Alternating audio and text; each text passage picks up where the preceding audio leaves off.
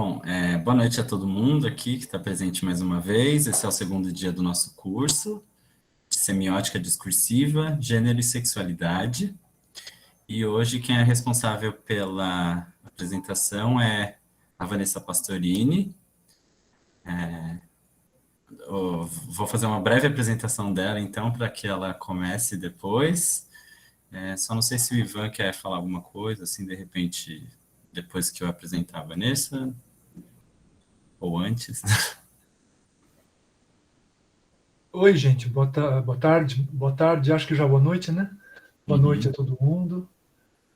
Não, Suede, ah, acho que está tranquilo, acho que a gente pode passar o quanto antes a bola mesmo para a Vanessa, porque assim, né, ela já traz as coisas, e vamos escutar, vamos seguir adiante.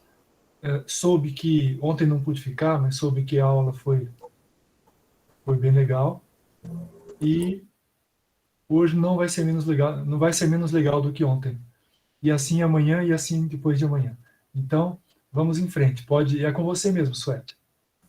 Tá bom, obrigado, Ivan. Então, a Vanessa Pastorini, né, responsável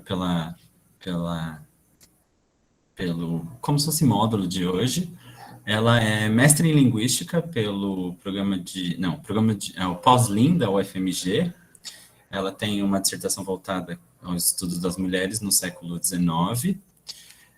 E atualmente ela é doutoranda do Programa de Semiótica e Linguística Geral aqui do Departamento de Linguística na FEFELESH, né, Faculdade de Filosofia, Letras e Ciências Humanas da Universidade de São Paulo. Ela também é membro do GESUSP, o Grupo de Estudos Semióticos da USP, e do Grupo de Pesquisa da Cátedra José Bonifácio, sob a coordenação do embaixador Rubens Recupero. Espero que a gente tenha um ótimo curso hoje, uma ótima apresentação também. E é com você, Vanessa. Muito obrigado. Muito obrigada, Suede. É uma delícia, né, ser apresentado pelos colegas. A gente escuta falando da gente mesmo, a gente fica, nossa, mas que bacana, né? Que caminho bonitinho, mas obrigada, viu? Eu queria agradecer, né, a todos vocês estarem aqui mais um dia e por estarem interessados por esse tipo de pesquisas, porque toca muito a nossa questão atual, toca muitos eixos transdisciplinares ao mesmo tempo, e quanto mais a gente souber, quanto mais a gente conseguir trabalhar sobre, eu acho que é bem-vindo. Então, vamos começar esquentando os motorizinhos aqui hoje. Eu vou passar aqui para a minha apresentação, eu não vou mais vê-los a partir do momento, qualquer coisa é só me interromper. Para a apresentação de hoje, eu pensei nesse módulo, começar com ele, assim, o curso, né, essa questão da história das mulheres, né, porque a gente vai ver que história das mulheres, na verdade, é um campo disciplinar distinto das ciências humanas, que precisou ser consolidada a partir do tempo, porque a gente pensa que a ciência é algo dado, né, que as disciplinas, tal como a gente conhece hoje em dia, elas já sempre existiram assim, mas não é. Elas são frutos de reflexões, que cada uma criou um campo epistemológico próprio, e isso não foi diferente com a questão da história das mulheres. E outra coisa que eu acho muito importante é como a gente poder estudá-la, como é que a gente pode desmembrá-la a partir de um outro tipo de aparato, que no caso foi a semiótica. E eu fico muito feliz pelo curso que tivemos ontem, introdutório de semiótica, assim, da linguística, porque quando fala linguística a gente tem um medo, dá um frio na barriga, né, um bicho de sete cabeças, que na verdade assim, é um aparato metodológico muito rico de ser empregado e dialoga muito bem com outros campos de pesquisa.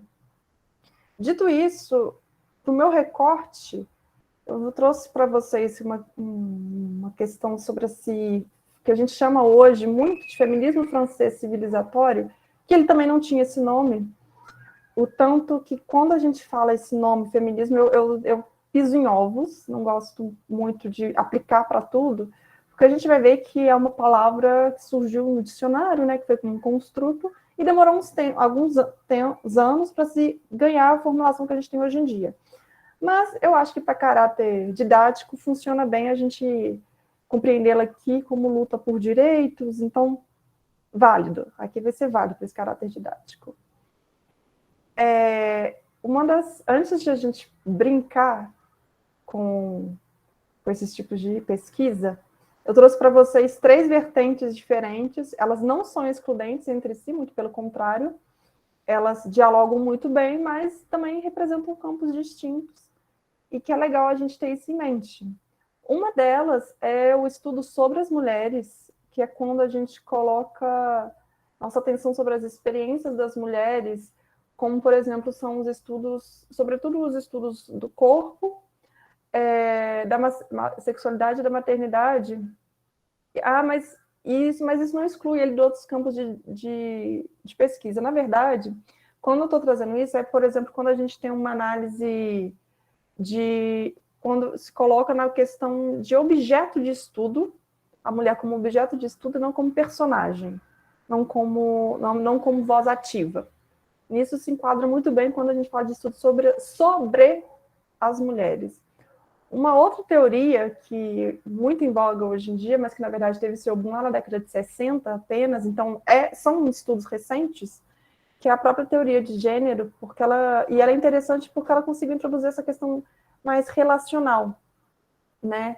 Como se dão os construtos em torno das mulheres a partir das suas relações estabelecidas no seio de uma sociedade.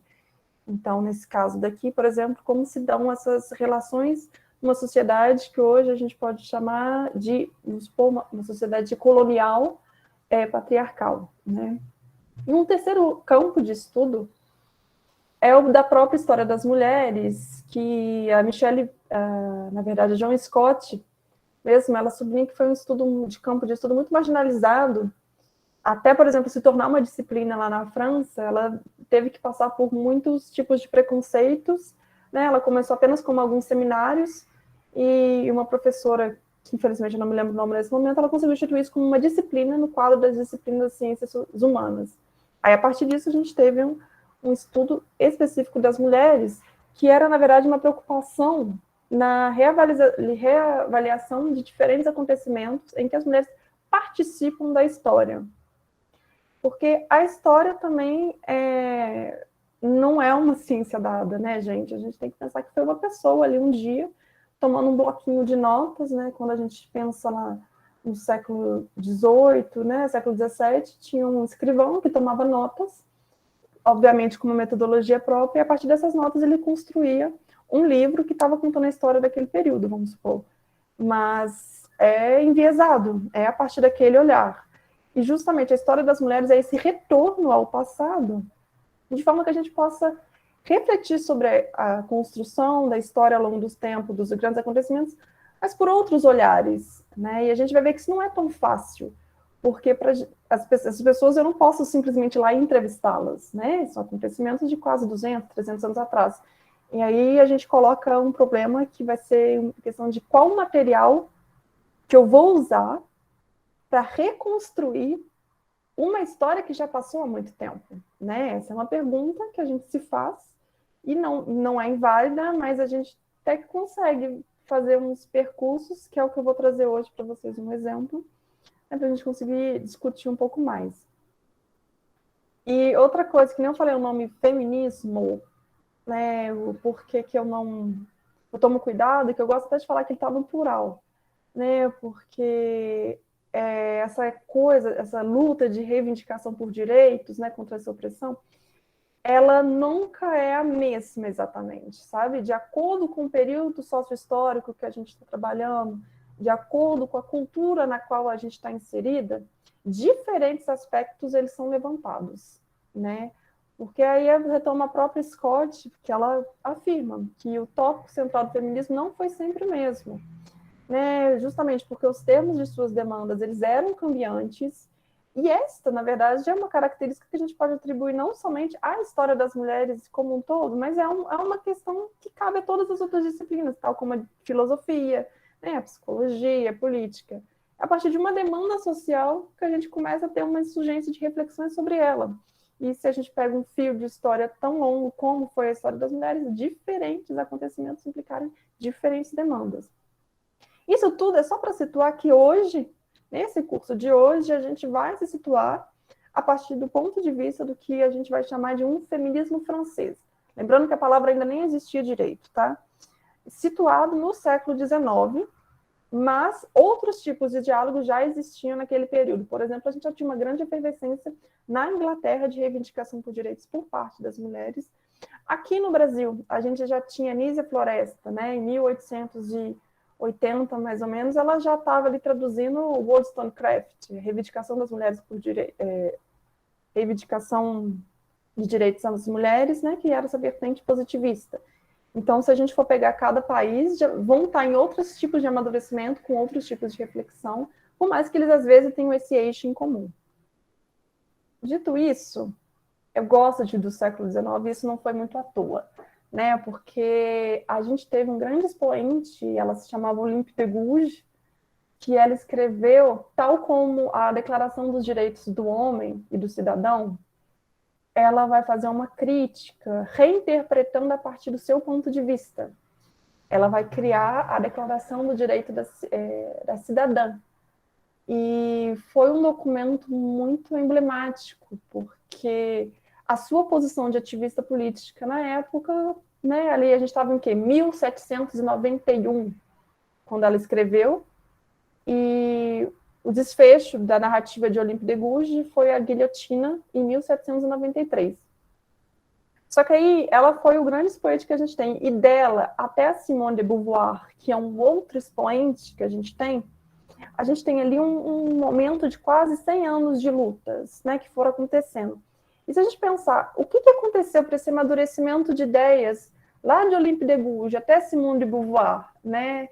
Como é que essa construção das narrativas, essas construções das reivindicações foram feitas, já que era um termo cambiante, em 1830 era de um jeito, em 1850 já era um outro, até uma Simone de Beauvoir, aconteceu muita coisa. Então, pensar nesse amadurecimento é uma possibilidade de campo de estudo muito grande, né? E até hoje a gente tem essa lacuna. Justamente, a gente pode pensar que nesses 100 anos a gente teve o nascimento de um tipo de feminismo no sentido amplo francês, né? Mas como podemos considerar se esse um feminismo inicial lá na França? Quais são os aspectos que eles trouxeram que traz à tona uma Simone de Beauvoir depois, né? Porque a França, nesse momento, ela passou por grandes mudanças estruturais. A gente teve a instauração do trabalho assalariado, autonomia de indivíduo civil, o acesso à instrução, né? Era uma população extremamente analfabeta, sem escolas mesmo, apenas para elites. Para mulheres, então, é mais complexo ainda. Desse momento, né, dessas mudanças estruturais, até o aparecimento de um coletivo das mulheres na cena pública. Vamos dar uma passadinha. E justamente, como a França do século XIX é um turbilhão de acontecimentos, a gente teve, por exemplo, o ensino primário laico obrigatório, né? O direito sindical, logo de seguida a gente teve a separação do Estado e da Igreja. Eu estou chamando os pontos, só os mais decisivos, que a gente pode pensar que trouxeram umas mudanças significativas. Outros já tinham acontecido, mas isso aqui é só uma síntese. Outra coisa que eu gosto de chamar a atenção é que nesses 100 anos, a gente teve esses nomes daqui, que eu gosto muito deles, porque de Olympe de Gouges, né, até a Simone de Beauvoir, na verdade, esses outros também já tinham aparecido, mas como na história das mulheres é esse movimento de retorno, só agora que eles estão ganhando evidência, porque antes eles passavam em branco. Mas a partir do momento que a gente começa a reestudar, a gente encontra esses nomes como Jeanne de Derouan, que foi a primeira mulher a tentar se candidatar à Assembleia Nacional, Flora Tristan, né, que foi uma idealizadora do socialismo utópico, e vai ter seus textos relidos por Karl Marx futuramente, Louise Michel e André Leau, ali na Comuna de Paris, Marguerite Durand e Hubertine Leclerc, também já ali na Terceira República, foram nomes que trouxeram reivindicações das mulheres inseridas nos contextos que elas estavam vivendo, mas que fornecem questões sociais extremamente relevantes para quem pensa em se debruçar sobre esse campo de estudos. Aí que tá, né, a minha pergunta inicial. Tá, eu quero contribuir com a história, né, com esse remonte histórico, mas que material que eu vou usar? Né? Se a maioria dos textos foram escritos a partir de um olhar masculino, obviamente, então, é um olhar já encabeçado, que são os que a gente conta majoritariamente nas bibliotecas, quais outros que eu vou usar, né? Porque se eu for tomar, por exemplo, apenas a história das mulheres ilustres, eu deixo de lado um tanto de outras, que são as operárias das fábricas, que são aquelas lavadeiras que ficaram lá batendo roupa. E outra coisa, que é isso que eu estou chamando a atenção, é que o material que a gente normalmente usa é frutos de observações dos homens da época. E quando eram feitos por mulheres, geralmente eram livros de receitas, manuais de pedagogia, contos recreativos. E aí, quando a gente volta para esse campo de estudo, o foco é não ler apenas o que se fala sobre as mulheres, né? Que foi aquele primeiro tópico que eu trouxe lá no início. Mas é justamente a importância da gente encontrar aquilo que elas produziram para a gente entender o mundo a partir do seu ponto de vista. E com esse material, alinhado com aquelas questões da semiótica que a Eliane tão bem discutiu com a gente ontem, a gente consegue ter muita pesquisa produtiva casada com esse tipo. E é isso que eu vou tentar trazer mais um pouquinho daqui para frente. Tá. Então tá, Vanessa, entendi muitíssimo bem que a gente tem que trazer a questão de um material próprio. Mas aí eu coloco outro entrave para a gente, que é a primeira coisa que chama a atenção nossa, é que a gente tem uma carência de fontes diretas. A maioria dos textos que eram publicados são literatura, né? Como a gente tem a George Sand, por exemplo. E por mais que seja extremamente frutífero, né? E se a gente quer revisitar uma história das mulheres per si, bruta, não é uma fonte muito profícua já, e até porque eu preciso expandir o meu leque de possibilidade. Outro ponto que contribui para esse apagamento é justamente que tinha um analfabetismo gritante, né? Porque o ensino é destinado para pouquíssimas pessoas, e ainda assim ele era extremamente precário. Basicamente era como se atingisse o ensino fundamental e você já está apta à vida em sociedade. E isso simplesmente destinado apenas às mulheres da grande elite. Outra questão era quando uma mulher, às vezes, pegava uma pena para escrever, elas tinham o que enfrentar um mundo avesso a elas. Então, muitas tentaram publicar naquele período, mas tiveram seus esforços extremamente frustrados. Muitos aqui, eu não sei se já gostam dessas temáticas, já devem ter lido O Teto Todo Seu, né, da Virginia Woolf, e ela bate muito nessa tecla, o tanto que era difícil uma mulher até entrar numa biblioteca, né, naquele período.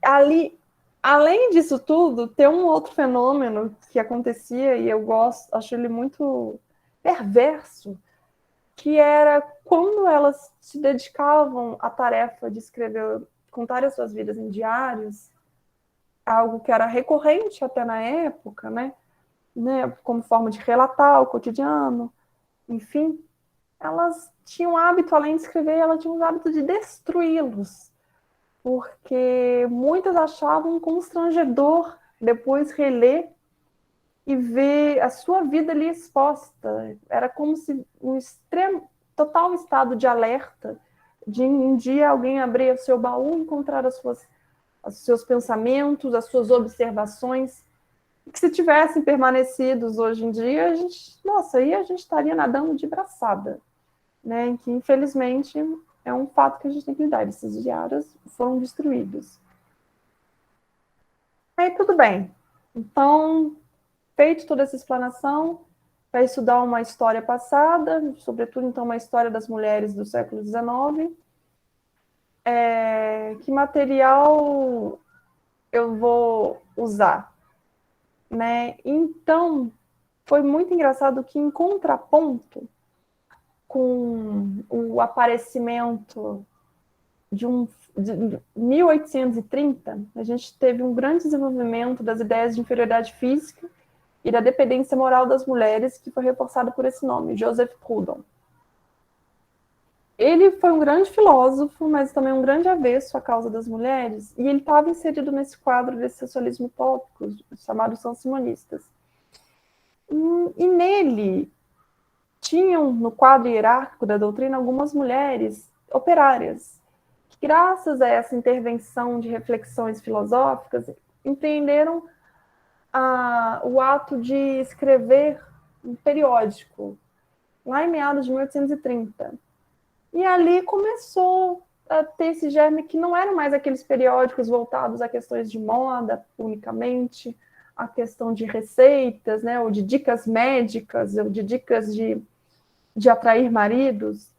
Não, era um germezinho assim, de umas reflexões, e que hoje, por exemplo, a gente encontra esses periódicos salvos lá na Biblioteca Nacional da França. Então, aí a gente já começou um material possível de ser usado, né? Extremamente profícuo. Graças a esse desenvolvimento dessa escrita, outros começaram a surgir na cena pública. E é muito engraçado porque foram cerca... Em 1830 começaram, só que lá na Terceira República, instaurada em 1870, um boom se aconteceu na cena. Foram, por exemplo, por um ano a gente teve o aparecimento de mais de 35 dessas publicações. Esse La Femme Libre, desse daqui, ó, não sei se vocês estão vendo meu mouse, mas espero que sim, que foi escrito pelas Saint-Simonistas. E olha como é que era até que bem feito, né? Eu acho isso fantástico, assim. Porque elas não tinham renda, não tinham incentivo, mas mesmo assim elas conseguiram nos deixar um legado, um materialzinho que a gente consegue ver, né, uma coisa palpável. E, infelizmente, muitos deles só tiveram a curtíssima existência de uma única edição, às vezes. Alguns duraram apenas um mês, porque a repressão era massiva. Então, ter esses exemplares que sobreviveram ao longo dos anos, para mim, já foi um achado, né? Aí, tudo bem.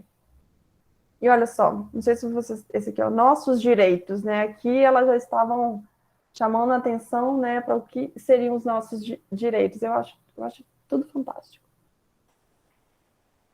Aí, quando a gente se debruça sobre esse campo de estudos, então, eu pensei, meu Deus, tá, qual que eu vou querer trabalhar para conseguir ver esse olhar destas mulheres e entender as outras mulheres que estavam inseridas nesse contexto, né? Justamente esse enunciador e esse enunciatário por detrás, né? A quem essa comunicação era endereçada, porque se eu conseguisse compreender para quem essa comunicação era endereçada, eu ia entender essas mulheres que estavam vendo naquele período. E com a semiótica eu ia conseguir fazer isso, mas eu precisava desse objeto. Aí duas publicações me chamaram a atenção, e a La Citoyenne foi uma delas. Não sei se vocês sabem, mas La Citoyenne é justamente a cidadã, que é a conversão do nome Le Citoyen, que em francês, né, o cidadão, mas agora a gente tem a feminilização desse nome, e esse jornal queria se chamar justamente isso, A Cidadã. Essa Albertine Auclair, essa senhora elegante, ela é muito peculiar, porque ela vivia no interior da França. Eu consegui fazer esse rastreio, ela vivia no interior da França, e quando ela chega em Paris, ela começa a ter contato com os grandes salões literários. Já estava se criando a Associação Francesa de Luta por Direitos para as Mulheres, e ela começa a participar das discussões, e grandes personalidades da época estavam próximas dessa causa, e eu gosto de chamar muito um nome que é o do Victor Hugo. Ele, inclusive, escreveu uma carta, porque essa associação ela chegou a fundar um periódico, né, um jornal, não me lembro agora, está no artigo que eu publiquei, ele chegou a escrever uma carta em defesa desse periódico, porque assim que ele apareceu na cena pública, surgiram muitas críticas. E a gente vê essa atuação de grandes nomes da literatura, grandes nomes políticos, em defesa da causa das mulheres, chama a atenção, e a Albertine Claire acabou encantada. E ela é emblemática porque ela foi, pela historiografia francesa, a primeira mulher a se autodeclarar feminista, algo que não tinha sido feito antes, porque a palavra, que nem eu falei, ela não existia. Então ali a gente já tem a apropriação do termo, o que é muito interessante. E ela, ao escrever esse jornal, ela já tem logo de cara, essa frase, né? Ela afirma que o jornal dela é feito exclusivamente para as mulheres. Ela já lança mão, já afirma que, olha, aos que irão nos acusar da exclusividade, de fazer da questão das mulheres uma questão particular, porque ela fala, meu jornal vai tratar só disso, porque é só isso que me interessa. Respondemos que seremos obrigados a fazer uma questão das mulheres enquanto houver uma situação especial para as mulheres, no sentido de que a situação precária na qual elas se encontrarem. E antes que essa situação tenha cessado de imperar, antes que as mulheres tenham o poder de intervir em todos os lugares onde os interesses estão em jogo para os defender, ou seja, uma mudança na condição econômica ou política não remediaria a situação das mulheres. Ou seja, essa tradução ficou extremamente mal feita, agora que eu releio ela, mas isso daí eu peguei na minha dissertação, então já tem um tempinho, acho que eu vou ter que reformular. Ela chama atenção para essa questão de que, enquanto o jogo não mudar, não vai ser apenas a mudança econômica ou política no quadro da França em geral que vai surtir efeito, porque o La Citoyenne tem um foco, tem um objetivo, que é o direito ao voto. Né? E quando a causa do feminismo começa a dispersar desse foco, a Albertine Claire fala, não, esse é o meu único exclusivo foco, então eu não vou mudar, então essa vai ser a minha questão majoritária. Né? Outro que foi muito bonitinho foi o La Fronde. Eu acho até bonitinha essa letra aqui que eles colocam, porque além de ter como na direção Marguerite Durand, que era uma mulher extremamente uma pensadora ativa da sua época, ela participou da Comédie Française, então muitos brincavam que ela tinha uma capacidade de locução muito forte, ela conseguia articular muito bem os seus discursos e fazer sua presença, além de pertencer à elite, né? A gente vê até a diferença das fotos, dos trajes que ela usava, né? A Marguerite Durand já estava inserida nos meios ilustrados, já era uma parisiense, né? bem relacionada. E ao fundar o La Fronde, ela conseguiu uma proeza, que foi fazer um jornal inteiramente a cargo de mulheres. Aí vocês podem perguntar, mas o que isso quer dizer? Justamente, tanto a direção, que era da Marguerite, até a gráfica, eram mulheres. Né? Então, ela tinha essa preocupação de empregar apenas mulheres, enquanto muitas outras entidades lhes fechavam as portas, estava ali Marguerite Durand perseverando para fazer um jornal voltado para as mulheres, além de ter todo o seu corpo presente a partir dessas personagens. Então, se a gente for pensar se o meu objetivo era reconstruir a história das mulheres, foram 2 materiais que se sobressaíam, então foram os 2 materiais que foram usados. Né? Então, como a gente teve uma discussão ontem sobre toda a semiótica, eu separei o corpus e falei, tá, eu vou pegar 5 edições de as 5 primeiras edições de cada um e vou pegar a semiótica, casar com elas e extrair o suco final. Como eu ia fazer isso? Né? Que nem a professora Eliane falou ontem, o primeiro objetivo era pegar aquela camada inicial dos textos, que é o que a gente chama os temas e as figuras que recobrem os discursos que eram propostos por esses jornais. E aqui eu retomo exatamente uma frase que foi apresentada na aula de ontem, que a escolha dos temas e figuras é sustentada pela formação ideológica da qual faz parte o enunciado, e por isso ele tem uma certa visão do mundo. Logo, eu queria delimitar essa visão do mundo que nos era oferecida por essas publicações, por esses objetos, né? Então, se eu for pensar no feminismo, né, nessa ideia de lutas das mulheres por direitos, a partir de 2 jornais publicados que eram praticamente contemporâneos, assim, são eles iguais, né? Ou então, o que eles teriam de inovador no contexto no qual eles estavam inseridos? E uma coisa muito importante, que é isso que eu estou falando, qual era o conceito de feminismo que eles estavam nos oferecendo? Vocês entendem? E outra questão, se eu quero entender essas mulheres, né, essas imagens construídas, eu queria aprender esse enunciador e esse enunciatário, o que a gente chama de atores da enunciação. Porque é justamente por essa imagem do enunciatário que era proposta, eu julgava pertinente essa noção de para quem estava sendo dirigida, para quem era diálogo. Ou então, qual era a construção desse enunciatário visado. E justamente é uma forma de a gente tentar elucidar essa movimentação feminista, dentre as tantas outras que já estavam acontecendo no mundo, né? Aí, também na aula de ontem, vocês puderam sentir o gostinho de que o que é o texto, né? Ele nada mais é do que um discurso que é vinculado a algum tipo de manifestação possível. Nesse caso aqui, é um texto verbal, né? Porque antes da gente se debruçar sobre os estudos, a partir do percurso gerativo de sentido, antes da gente se debruçar sobre essa etapa, a gente pode analisar a forma como ele está manifestado. Aí eu trouxe para vocês um exemplar de cada um dessas publicações, e vocês podem perceber que, no final das contas, essa questão dessa expressão, ela não ia contribuir muito para a análise, né? A relação não fomenta, não me traria muitas percepções distintas de que é um jornal com muito texto, né, muito denso, né? Fora isso, eu não ia conseguir retirar muita coisa. Quando eu comparei os dois, na verdade, uma única coisa me chamou a atenção, né, nessa expressão, que foi as propagandas. Olha que loucura.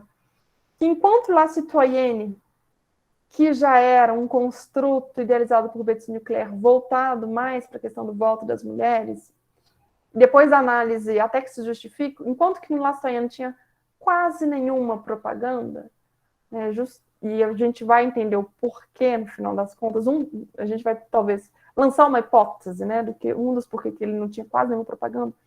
O La Fronde não. Ele já era dirigido por Marguerite Durand, que já era famosinha e tudo. Ele tinha uma grande gama de publicações, de propagandas. E eram propagandas até que bem estilísticas, assim, né? Muito bem feitas. Aí isso já me chamou a atenção. Eu falei, nossa, mas 2 jornais dirigidos por mulheres, 2 jornais, querendo ou não, reivindicam uma posição no mundo, um espaço na cena pública. Por que um tem tanta propaganda, né? Então, ou seja, tinha tanto patrocínio, e o outro nem tanto.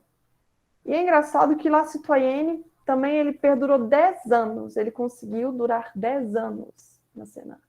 E La Fronde foi de 1893, 91, se não me engano. Acho que é 97 mesmo. Até 1927. Ele teve algumas pausas, sobretudo no período entre guerras, mas ele teve uma longevidade também gritante, né? Então, enquanto um durou 10 anos, que já foi muito, o outro ultrapassou as barreiras.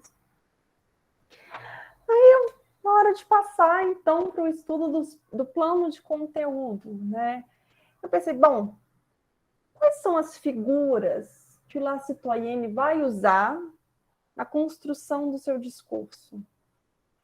O que mais chama atenção, no caso da Citoyenne, é que eles fazem uso, o jornal, quando a gente lê ele, a gente encontra figuras que remetem a um passado histórico da França.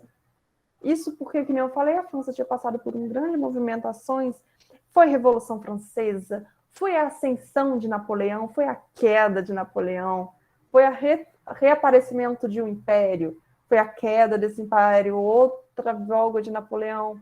Então, assim, toda uma história, e no discurso do Lastoliane, ela faz esse jogo interdiscursivo, usando essas figuras do mundo real de forma a sustentar. Porque, e olha só que legal, né? Em menos de um século, várias revoluções políticas aconteceram. As mulheres chegaram a participar de algumas, partilharam o perigo da Bastilha, mas não tiveram nenhuma vantagem na vitória ou na derrota das opiniões que dividiam os homens.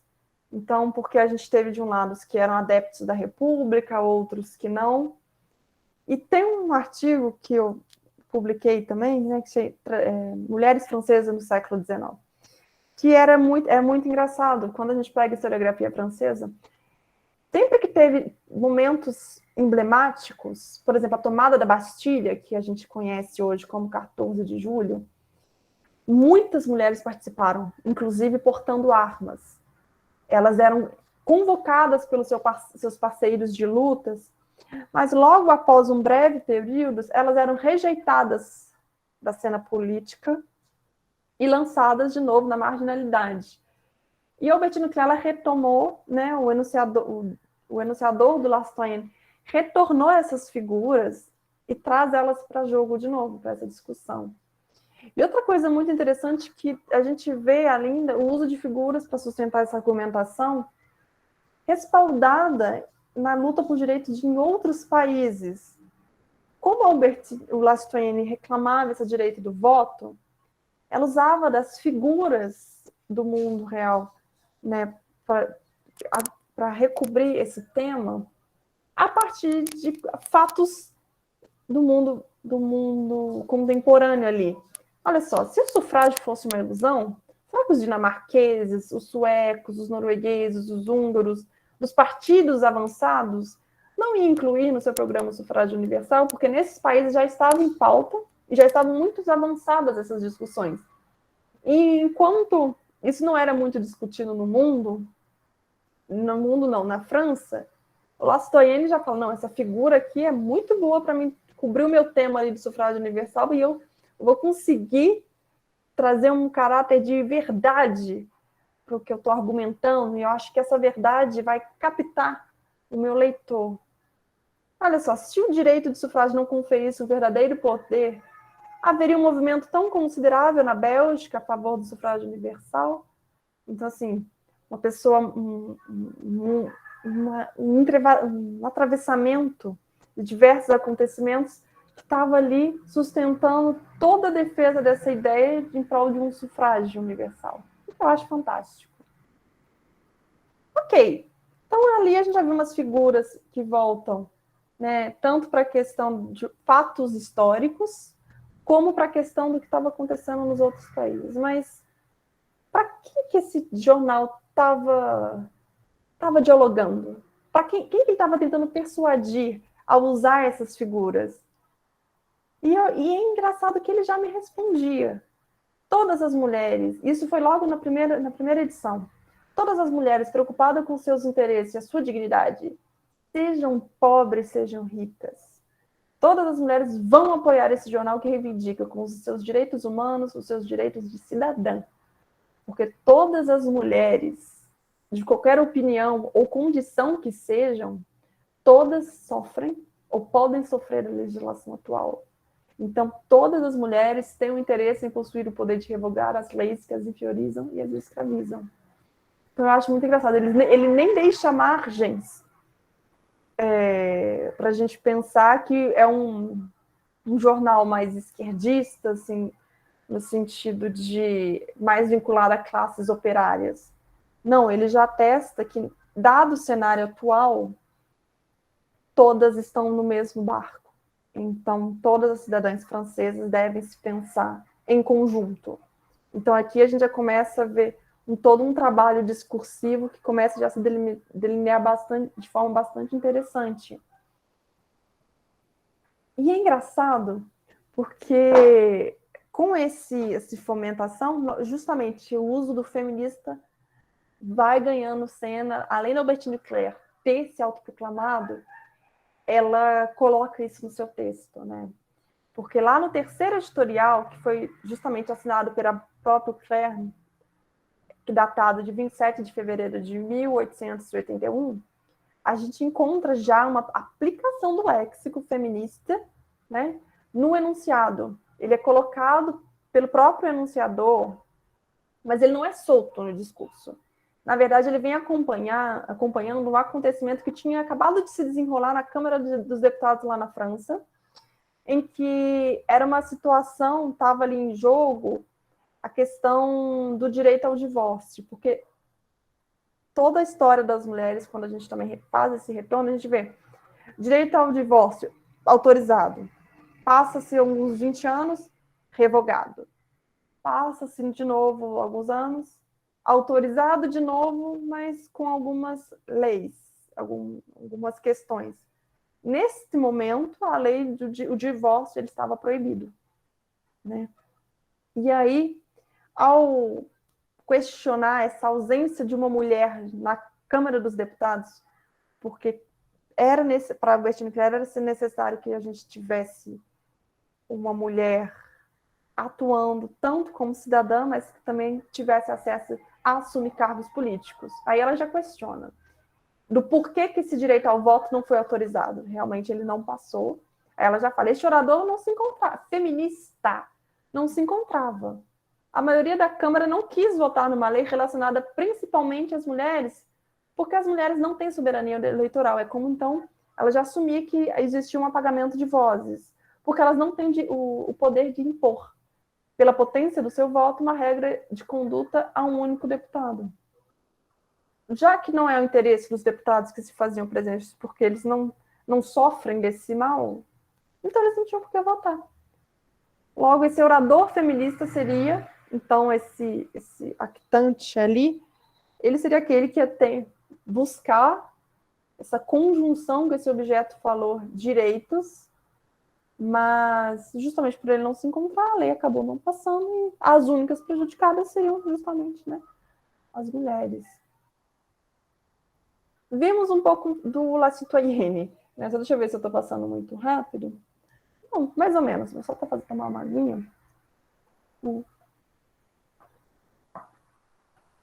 eu ver aqui só os meus slides. Ainda temos um pouquinho de conversa. Já o La Fond, eu gostei, achei particular, porque a gente já viu que ele tinha mais propagandas. A gente já viu que a sua diretora tinha ascendência da elite, mas como para a semiótica, o que me importa era justamente o texto, esse texto ia refletir os posicionamentos ideológicos, né, específicos. E qual não foi a minha surpresa que da ideologia defendida pela Fond era o patriotismo, né? Essa valorização do nacional. E logo, justamente, se a França ainda estava mexida, balançada com os acontecimentos que estavam se desenrolando, o construto da nação, né?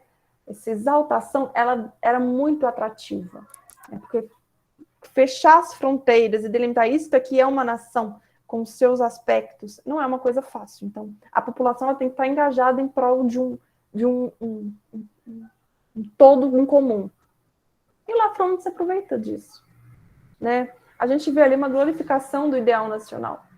Então, ela começa, essa aqui é só uma citação, eis o Pirineus e seus arredores, terra não menos trágica e atormentada, perto de frescuras encantadoras da terrível Espanha. Eis a Provença, irmã da Grécia, banhada pelas ondas do azul mediterrâneo. Provença, cuja aridez e brancura, ainda realçadas por um céu de mármore, anunciam ao mesmo tempo a toque da África. E depois os Alpes, paisagem suíça, o Planalto Central, bebejantes da Escócia. A quimera Bretanha, que o vento devora, a harmoniosa Normandia, o Mar do Norte, com seu céu cinzento, de país setentrional, enfim. A enorme metrópolis Paris, linda entre as outras, talvez ainda mais pelas suas lembranças pesadas do que pelas suas realidades. Aqui a gente vê ela comparando paisagens francesas com outras localidades igualmente conhecidas, e todas acabam culminando no que era o centro da Europa daquele momento, Paris. Né? Então, se você era um nacionalista engajado, como não se sentiu seduzido pela exaltação dessas grandes metrópoles, lindas, centro do mundo? Agora, se para o La Citoyenne a gente tinha uma noção, né, de feminista que foi colocada no próprio enunciado, teria o Lafronde feito a mesma coisa? Talvez sim, talvez não. Mas nesse caso a gente chama atenção, porque quando eu mapeando a esfera da manifestação textual, a gente encontra um mapeamento de algumas,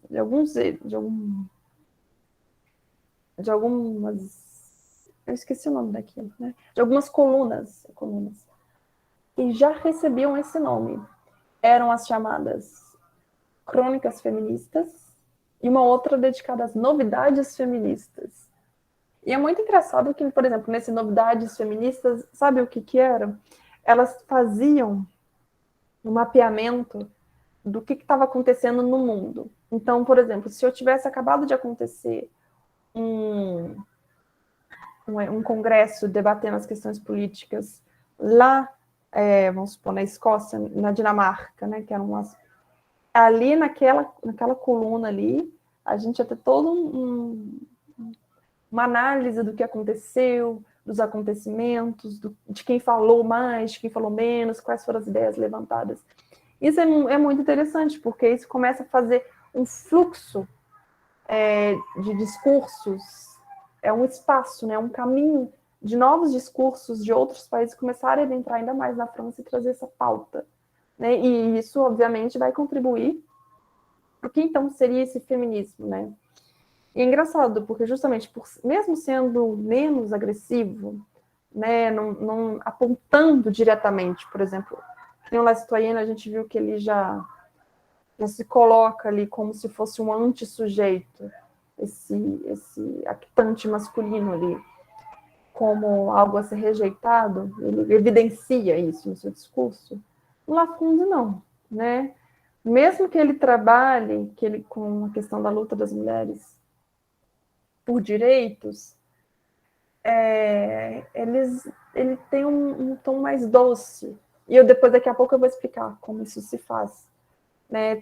Por exemplo, tem um espaço dedicado no jornal que se anuncia, que se apresenta para o seu leitor.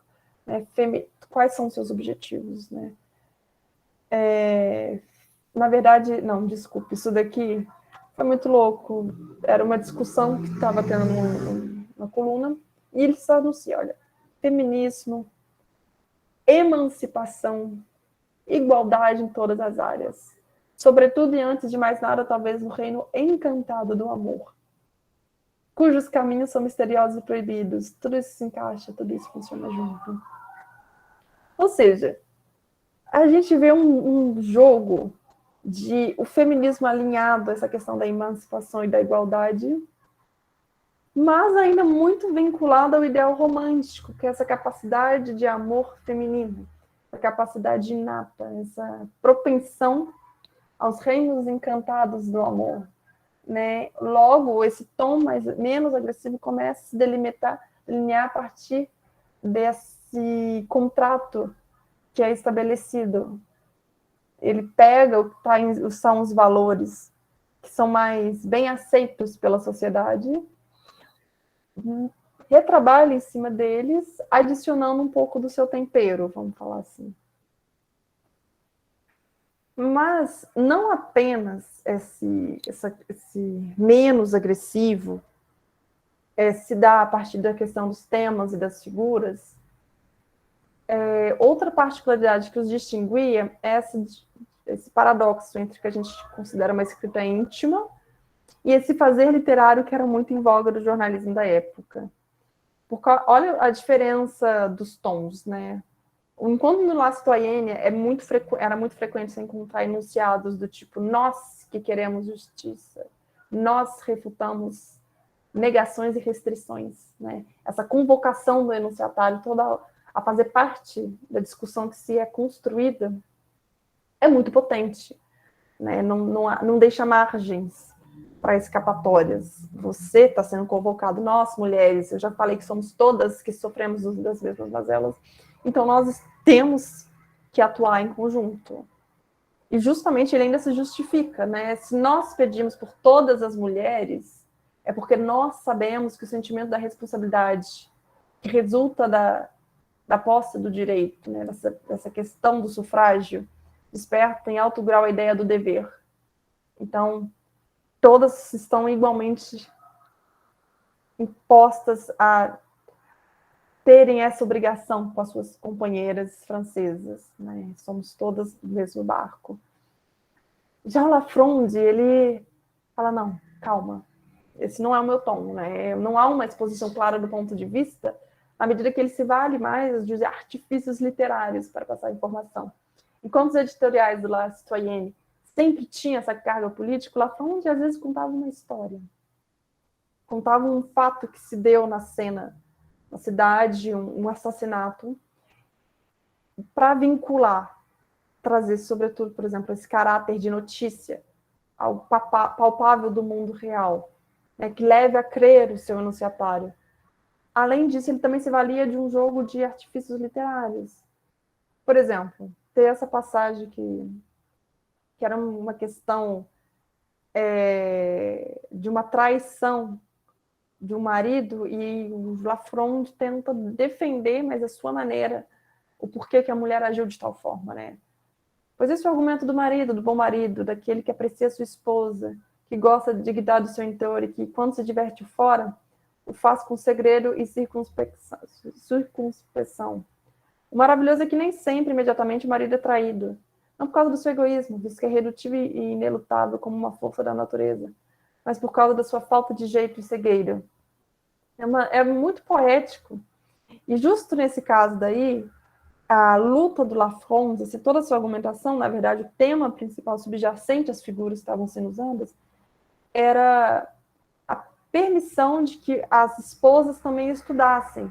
Porque ele estava falando um trecho, não pude trazer inteiro, senão a gente ia ficar muito tempo sobre isso, era a saída dos maridos às casas das cortesãs, porque lá eles se sentiam mais à vontade, inclusive para discutir questões políticas com as meretrizes que os acolhiam. Muitas das vezes, de acordo com Lafronde, era porque a sua esposa não pode ser fomentada intelectualmente. Logo, vamos atribuir o direito das mulheres estudarem mais. É um joguete assim, interessante, né? Porque, de um lado, reclama o direito das mulheres terem acesso à educação, mas, de outro, ainda defende esse ponto de um marido traído e pobre jogado às traças. Que teve que ir a uma cortesã receber apoio. Né? Mas aí, voltando a pouquinho mais de semiótica, né? Porque senão eu fico na historiografia o tempo todo, tem diferença realmente eu dizer um eu ou um ele? No caso que a professora Eliane mencionou, a gente tem nessa questão da enunciação enunciada, a gente coloca no texto essa questão do eu, do aqui, do agora. E o efeito é mais de uma subjetividade, é uma proximidade. O eu, por mais que a gente não tivesse ali assinalado, eu falo, porque o eu ele não está ali sozinho. É eu e tu. É o nós. Logo, somos nós. Somos tão próximos que eu consigo falar com tu, contigo. Então, retomando a professora Norma Dicini, ao simular a presença no enunciado, o enunciador se mostra mais íntimo e cúmplice, né? E busca levar o seu enunciatário a crer naquilo que está sendo apresentado. Nós sofremos muito. Nós temos que lutar em conjunto. Não tem aqui distinção de classes. Estamos sofrendo na França. A gente tem que levar a civilização da França a sua mais autoestima. Ao fazer isso, a gente tem essa questão de levar o outro, que a gente brinca em semiótica, um dever fazer. Esse sujeito é um dever fazer E, no caso, é um movimento de mudança, que, do jeito que está, não é concebível. Né? Agora, quando a gente tem um enunciado, né, aquela questão do ele, alures, então, que é a terceira pessoa, né, a gente tem esse afastamento do ponto de vista, né, não sou eu que falo. Meu texto, ele corre sozinho, a gente só tem um narrador que está narrando a partir de uma terceira pessoa. Mas isso era de todo ruim? Na verdade, a gente pode ver que isso permite que ele fosse mais bem aceito do que o próprio La Citoyenne, na medida em que a própria imprensa do século XIX, aí a gente tem que voltar um pouco para a questão dos gêneros discursivos, era ainda muito difícil, porque ela ainda tinha que brincava muito com essa escrita de um folhetim, com aquela destinada à manchete propriamente dita, e o Lafont ele fazia esse casamento entre as duas, né? Porque a gente tinha, diferente de um gênero de folhetim bem delimitado e de um gênero manchete bem delimitado, a gente tinha ali um gênero ambíguo ocupando esse espaço do jornal, e era uma ficcionalização como tentativa de escritura referencial do mundo. Ou seja, eu não ali anunciava diretamente aquilo que eu queria. Eu brincava. Eu brinco aqui com o meu estilo, e você vai acabar, quando você menos esperar, acreditando naquilo que eu estou falando. Né? É muito mais fácil, mais valores são aceitos dessa forma do que eu virar e falar, nós sofremos... Nós sofremos... Olha, eu vou trazer uma questão do mundo palpável aqui para vocês perceberem. Nós sofremos com o aumento do preço do ônibus. Esse nós, por mais que implique muitos, não implica todos. Muitas pessoas, na verdade, hoje em dia, em suas respectivas bolhas, não iam comprar esse meu discurso, né? Justamente porque não tem um cotidiano vinculado ao uso de transportes públicos. Já se eu ficcionalizasse toda uma história em torno dos ônibus, né, pegando um pouco de um discurso político ali, da luta por justiça colar, talvez fosse mais bem aceito por uma quantidade maior de enunciatários. Né? Então, acho que assim a gente consegue vislumbrar. Só que, enquanto Lafont fica brincando de reivindicação, o que dizer um eu nesses estudos? Isso é muito importante quando a gente alinha a semiótica, né, e vê essa questão do subjetivo, essa questão de uma enunciação que aparece, um enunciador que a gente vê as marcas dele no enunciado. A partir dos estudos de gênero, por exemplo, o que um eu dizer um eu, enquanto eu estou na posição daquele outro, porque eu não sou o homem universal aqui, né? Justamente, inclusive, as mulheres, elas não são sujeito universal. Sujeito universal é só o cidadão francês de tal e tal idade e pronto. Agora, mulheres, crianças e pessoas com alguma incapacidade, algum atraso mental, por exemplo, eram excluídas da vida em sociedade. Então, elas eram colocadas na posição de outro.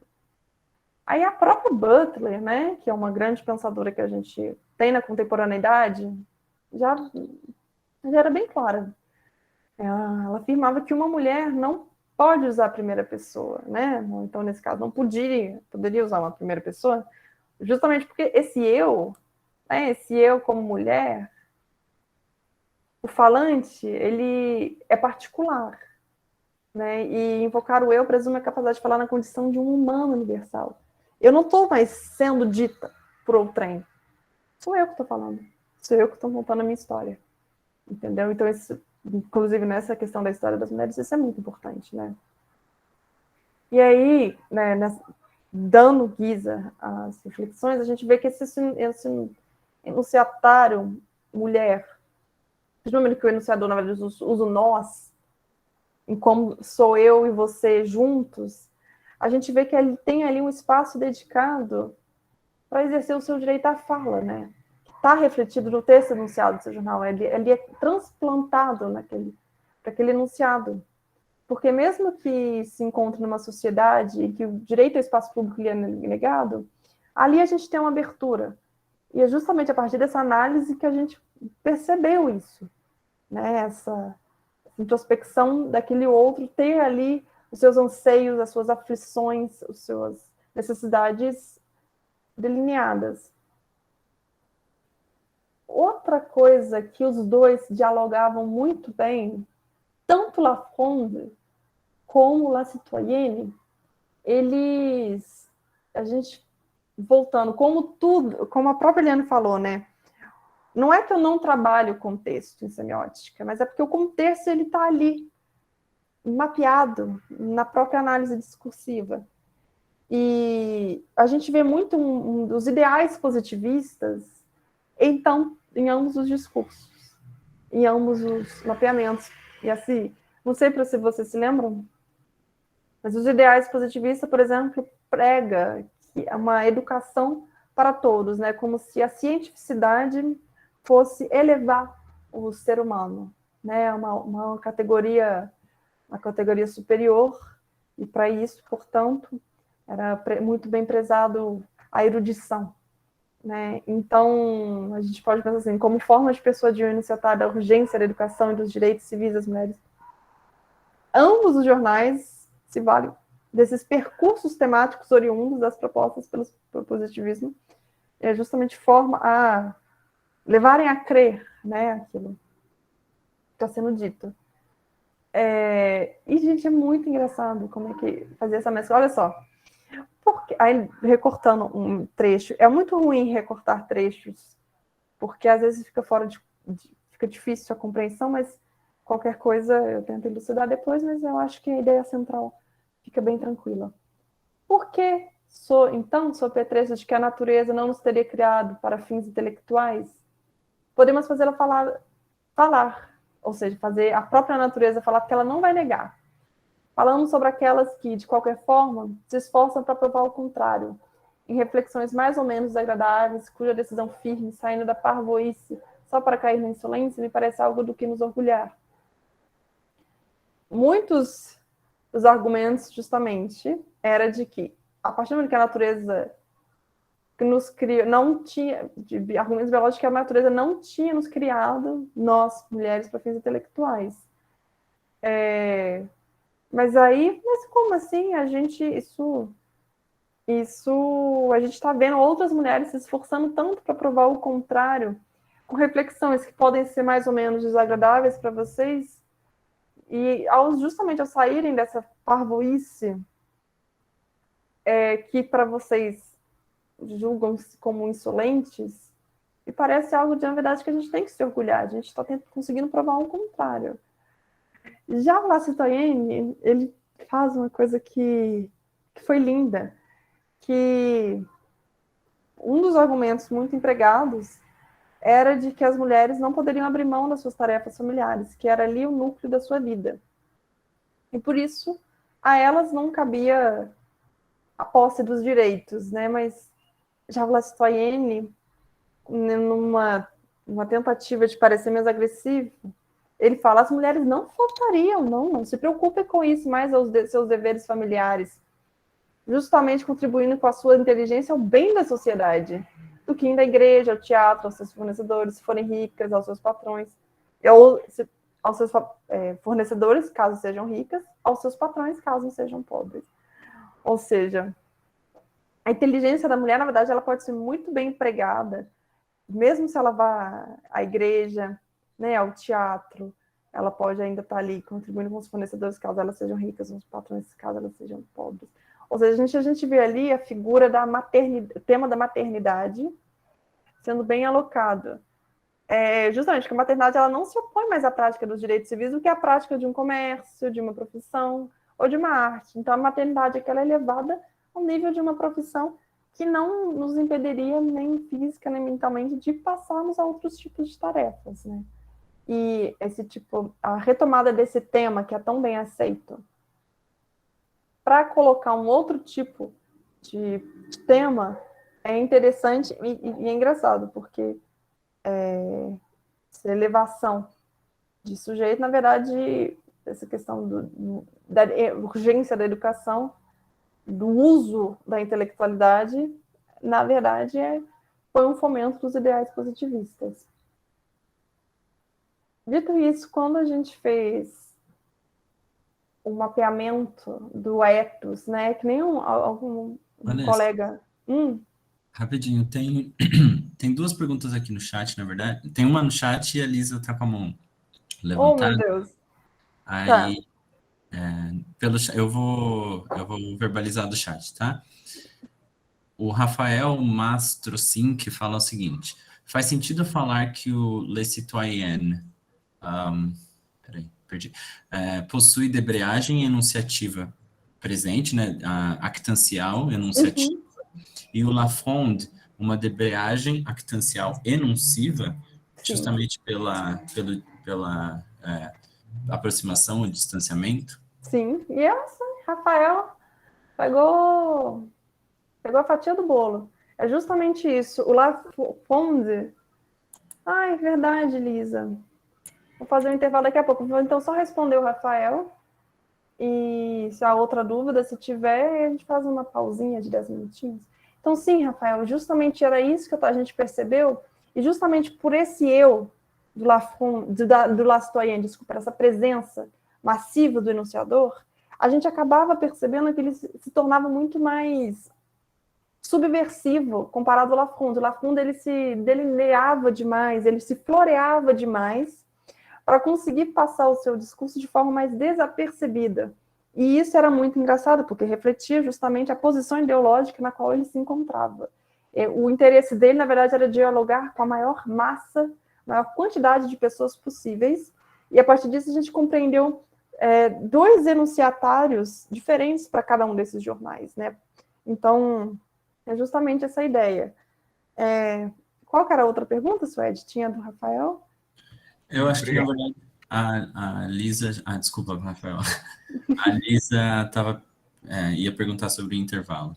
Então vamos fazer um intervalo agora. Rafael, te respondi sua dúvida. Você quer falar mais alguma coisa? Super. Respondeu e respondeu melhor do que eu poderia, que eu estava esperando mesmo, assim, no sentido de não, obviamente não por expertise. Lógico que vocês manjam muito bem, no sentido de eu só queria saber se era, tipo, se fazia sentido a gente classificar dessa maneira.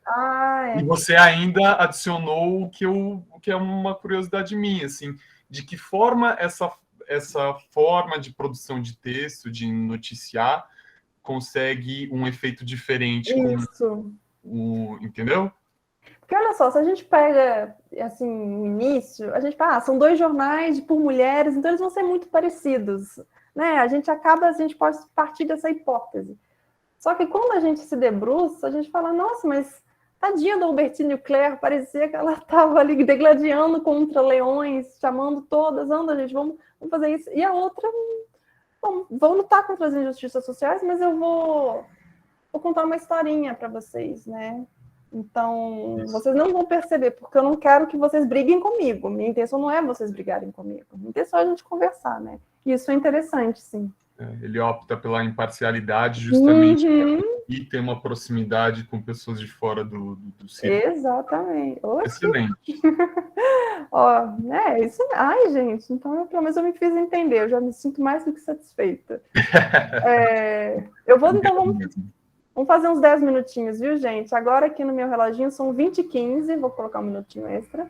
Então, 20h25 eu retorno, tá bom? Pra gente voltar e a gente fechar essas amarrações bonitinhas, tá? Até daqui a pouquinho. Olá, pessoal, bem pontualzinho aqui mesmo. Já se passaram uns 10 minutinhos, mas antes de eu voltar à discussão, eu vi que muita gente se interessou, né, por esses tipos de pesquisa, né, e, na verdade, eu até tinha colocado as referências que eu mandei para vocês por e-mail antes, e eu gosto muito, eu vou fazer a propaganda pessoal de duas aqui, é essa daqui, Esse é um artigo que eu escrevi sobre a história das mulheres francesas do século XIX, né, fazendo esse remapeamento, que vai dessa Jeanne de Rouen, quem foi ela, né, quem foi o Bertinho Claire, no final das contas, André Leau. Então, eu acho que esse é um bom... É interessante, né, para quem quiser conhecer um pouquinho. Eu agradeço, Vanessa, que eu já tinha até anotado aqui que eu ia pesquisar exatamente sobre isso. E aí você já adiantou algumas coisas para mim. Então peraí, que eu vou separar só mais um. Excelente, obrigado. Tem esse outro, que acabou de sair na nossa revista aqui de semiótica, que quem se interessar pelos caminhos semióticos é extremamente pertinente também, essas novas vertentes, e tem a semiótica pensiva. E com ela eu fiz uma análise, um estudo sobre um livro que a Flora Tristan, essa socialista utópica, ela escreveu uma autobiografia de um período que ela é francesa, e ela veio reclamar o direito da herança paterna aqui no Peru, né? E ela empreendeu essa viagem em 1830, e justamente na época o direito ao divórcio estava interditado, e ela tinha se separado do marido. Então, para ela era uma constante aflição, porque para ela era mais fácil se apresentar como solteira ou como viúva. Então, esse relato entre esse ser e o parecer no final de uma mulher sem nacionalidade, né, que no final ela se define dessa forma, é extremamente interessante. Vocês me dão só mais um minutinho, que eu vou só procurar mais um. É rápido esse. Pera, deixa eu lembrar o nome. Eu vou ter que pesquisar por aqui mesmo. Eu acho mais digno quando eu encaminho para a página do... não, na verdade tem mais dois. Vanessa, deixa eu só te fazer mais uma pergunta. Claro. Não sei se você já comentou, alguém comentou no chat que eu desabilitei aqui. Você vai disponibilizar os slides para a gente? Eu disponibilizo sim, gente. Não seja por isso. Infelizmente eu estou com pressa para ir nos sites das próprias revistas, mas esse academia.edu eu já coloquei lá. E são mais esses dois artigos. Até parece que eu escrevo muita coisa, mas não escrevo não. Obrigado. Imagina. E que é um sobre essa análise do Lafronde, que eu apresentei aqui para vocês. E o outro é uma carta que o Victor Hugo escreveu, né? E essa carta eu acho ela fascinante, porque como é que ele joga com questões, né, por uma análise linguística, como é que ele joga em defesa das mulheres francesas daquele período. O da Bertinho Claire, infelizmente, eu não posso disponibilizar ainda, porque ele está para sair. E isso ainda está em processo de editoração. Então, o dela, infelizmente, eu vou ficar devendo. Tá? Mas, então... Oi, Suede, pode ir. Não, eu ia esperar você terminar, que eu tenho dois comentários, um comentário e uma questão para fazer. Fica à vontade. Bom, a primeira coisa você estava falando sobre o Lafond ter muitas propagandas, aí eu queria te perguntar se você acha que isso é mais uma possibilidade do jornal perdurar financeiramente, né? Porque a gente sabe que esses jornais, eles que são mais dessa ordem, eles são mais difíceis de conseguir anunciantes, ou ele tinha um objetivo de ser mais comercial, porque aí... Aí que tá. Eu acho que... Boa pergunta, na verdade. Eu sentia que era o jogo das duas coisas, né? Essa questão de ser comercial, porque quando eu digo isso, eu acho que caberia até um outro tipo de interpretação, porque até os tipos de propagandas que eram anunciadas, por exemplo, no La Citoyenne, era muito comum o anúncio, sabe, de quê? De vaga para professora. Entende? Tinha essa conversa boa com formas de abrir caminhos para as mulheres. Mas o Lafond também tinha propaganda de médico voltado para as mulheres. Tinha até uma coluna que era Fala do Doutor, que era tentar ensinar, só que também era muito produtos cosméticos, né? E aí a gente já começa a entrar em outros pontos que eu não tinha pensado mesmo. Boa! E essas propagandas eram muito engraçadas, porque tem fases do Lafayette que parecia que ele implorava por ter verba. Você entende? Enquanto parecia que o Lafond estava confortável. Ele tinha até um contribuinte, um aristocrata da época, permanente. Praticamente. O Citoyenne, não. Eu falava, gente, Marguerite Duras arrasou ali nos seus diálogos, né? Uhum. Mas isso influencia, né, gente? Não tem como você saber a questão financeira. Até hoje a gente leva isso em consideração. Aí o outro comentário que eu ia fazer é só mesmo comentário semiótico. Que quando você fala das figuras do Lafond, eu acho que você fala que tem a glorificação do ideal nacional. Eles usam muitas figuras, assim, a figurativização do espaço, né? Que quase meio que vira uma iconização. O discurso Você se passeia pela França. é como se fosse uma fotografia, só que em outra manifestação, né? É muito. Eu gostava muito, porque eu até achava um exagero do porquê que você está fazendo isso. Só que aí você lembra do contexto da época, eles estavam entre permanecer império ou reivindicar uma terceira república, né? Fortalecer a terceira república. Tinham, não sei se vocês lembram, mas assim, antes de ser promulgada a terceira república, a gente teve a Comuna de Paris, que foi um mês inteiro anarquista, a França, entendeu? Então, era um caos total, e aí a gente, tudo se justifica no final das contas. E é engraçado como que o texto reflete esses tipos de... essa questão. Aí a gente volta em defesa da semiótica e fala, como que não tem contexto? Olha o contexto te gritando aí dentro. Né? Mas obrigada pelas pontuações, realmente... Isso, eu que agradeço. Aí... Quando a gente faz essa análise, e até um colega tinha mencionado na aula anterior, que ele estava trabalhando sobre o ethos, né, sobre essa construção da imagem discursiva, duas se sobressaem no La Citoyenne, né? A gente faz todo esse mapeamento do corpus, porque a gente vê a adoção de um estilo mais insurgente, justamente essa apresentação explícita de um ponto de vista, a partir do que a gente classificou aqui, né? A gente bateu o martelo, que era uma escrita íntima, e era muito contra, batia muito de frente aos discursos que prevaleciam no cenário. Não era uma coisa dócil, era a apresentação clara. Direitos para as mulheres agora. Ponto, né? E a gente volta a essa questão de que ele era assertivo no momento que ele fala diretamente com o enunciatário, se colocando na posição dele a partir do nós que a gente reconhece, inclusive pelo estudo do Charrodot, que o nós nada mais é do que a postulação de um eu e de um tu. Então, era um contrato direto entre os dois. Logo, fica restrito.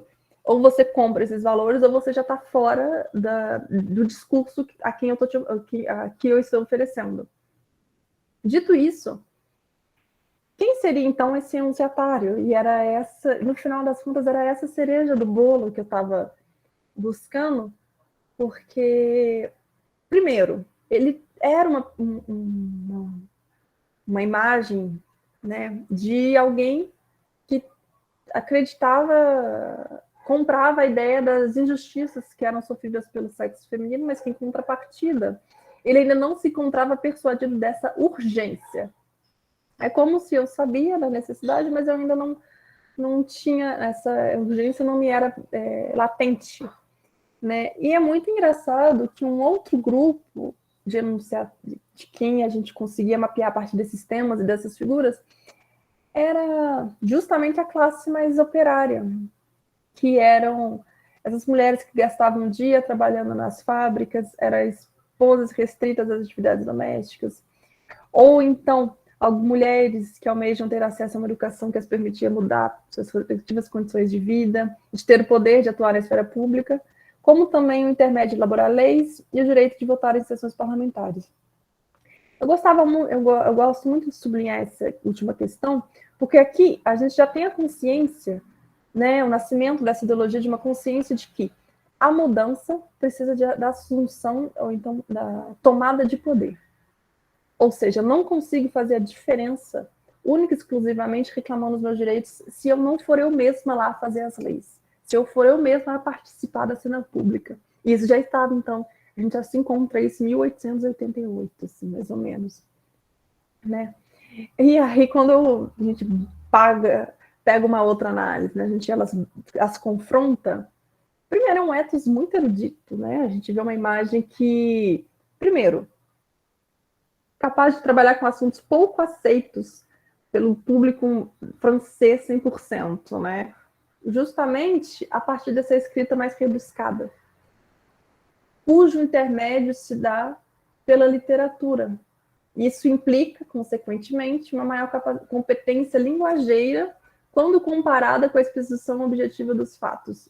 Ou seja, aqui eu já demonstro uma maior, entre aspas, maior domínio do francês dado ao meu rebuscamento.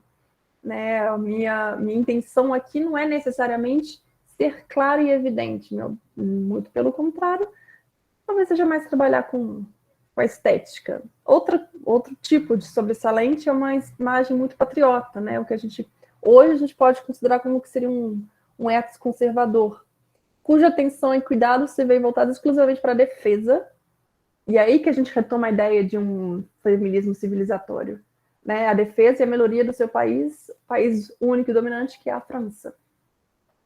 Mas ele tem um ethos justiceiro, porque, querendo ou não, ele não abre mão de lutar pelas questões sociais, né? Sobretudo aquelas que remetem às injustiças existentes no seio da sociedade. Ou seja, essa questão do homem ir frequentar uma casa de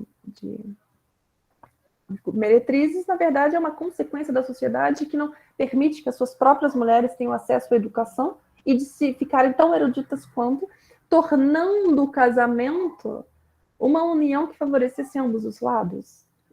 É uma construção, querendo ou não, das suas medidas, que a gente pode até evidenciar essa questão, essa empreitada, essa intenção de sentido social. Agora, e a quem, então, tem esse diálogo? A quem eu estou construindo essa ponte de diálogo, né? A gente vê que seria um enunciatário ligado ao verdadeiro ser francês, né? Ou seja, que é um grupo social mais abastado, que justamente é um leitor igualmente letrado nos dogmas religiosos, em voga, sobretudo, a questão da maternidade e do casamento.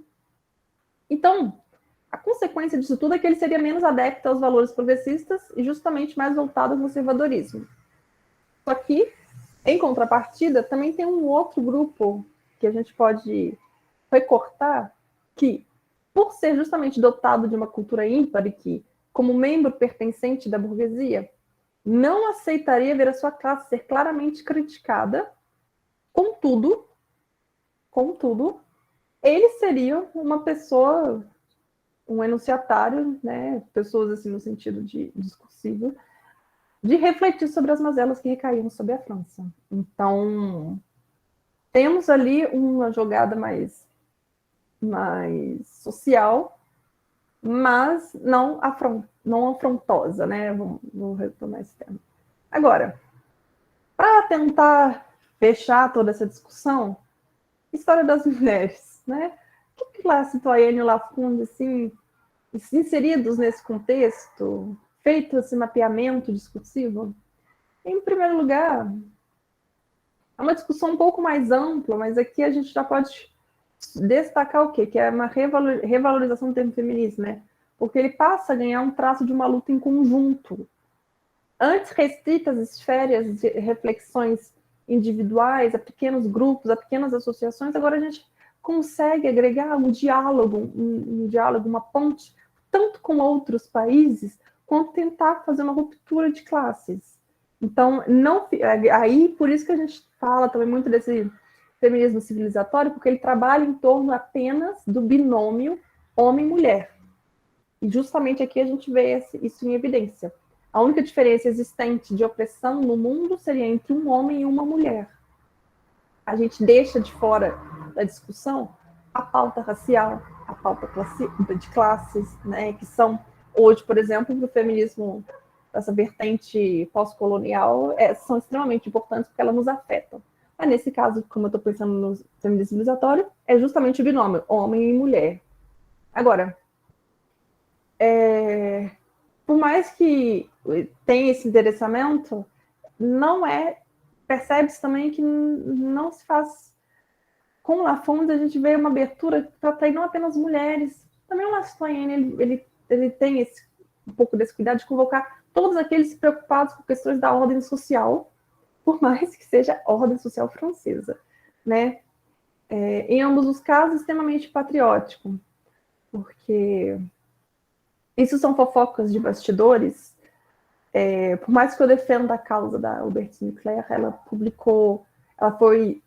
se exilou na Algéria por um tempo, e lá ela continuou sendo a redatora de La Citoyenne, continuou mandando seus textos para serem publicados no jornal, mas como ali ela decidiu pesquisar, né, escrever um pouco sobre as mulheres da Algéria, ela publicou um livro em que ela afirma que caberia às mulheres francesas auxiliarem as suas irmãs algerianas por serem as francesas melhor dotadas, né, de um nível, seja intelectual, superior, né, de uma educação mais prendada. E aí isso evidencia realmente essa questão desse patriotismo de França superior, né? Só que, né, nesse caso aqui tem seus méritos. Para hoje, a gente precisaria de um outro tipo de debate mais forte, mas para esse caso, valeu a pena, né?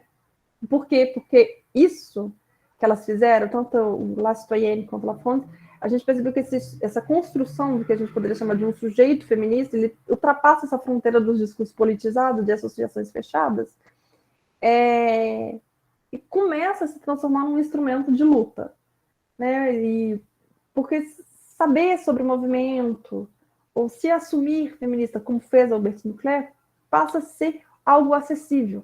Esse caráter educacional também, ele se encontra muito presente. A partir do momento que, por exemplo, eu uso referências históricas na construção da minha argumentação, eu estou ensinando algo, eu estou tentando passar um saber para aquele a quem eu estou me dirigindo. Então, a gente vê a gente consegue assumir essa abertura de educação, né? E acaba que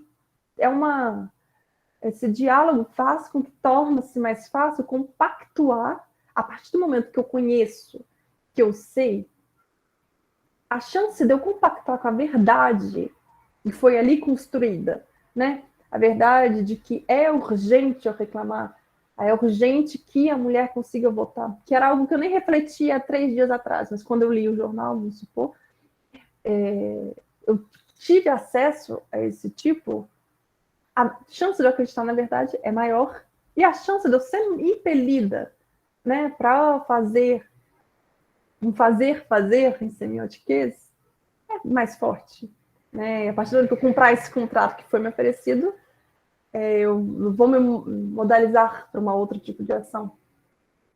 E já há guisas assim, de encerramento, né, do módulo de hoje, para ir para os próximos dias, a gente continuar esse debate, mas focalizando em outros aspectos, eu gostaria de chamar a atenção para alguns pontos da história das mulheres muito interessante, porque essa reflexão refletir tanto do passado, né, quanto até hoje em dia a gente tentar pensar a nossa sociedade, não são pensamentos da ordem do dado. São reflexões que, na verdade, a gente precisa estar constantemente exercendo-as. A gente tem que estar constantemente colocando em pauta as situações que vão aparecendo, porque justamente como a lei do divórcio é o meu exemplo mais claro, né? Porque a gente viu que não é um linear. A construção por direitos, ela não é da ordem do linear. Ela não é progressiva. Hoje é 1, amanhã são 2, depois de amanhã são 10. Não. Ela oscila. Um dia a gente está lá em cima, um dia a gente está lá embaixo. Então, essa sua constante necessidade de reflexão também faz com que a gente amadureça as nossas ideias. Então, por exemplo, esse conceito de feminismo, né, muito voltado da questão do voto, vigorava muito naquele período, mas a gente já amadureceu tanto chão sobre, né? E tem que continuar amadurecendo, na verdade, né? Porque cada dia você ligar um jornal ou alguma fonte de notícias, algo mudou, né? Ainda mais na sociedade atual. Alguma coisa aconteceu que mudou de novo a ordem dos movimentos, e se a gente não ficar atento sobre isso, a gente acaba perdendo muitos fenômenos e acaba também correndo perigo de perder alguns direitos.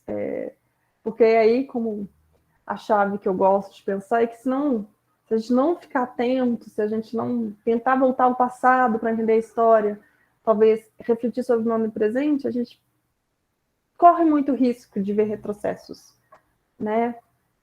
Sobretudo na questão da história das mulheres, esse retrocesso, como já aconteceu várias vezes, pode vir a acontecer de novo, e de novo, e de novo, né?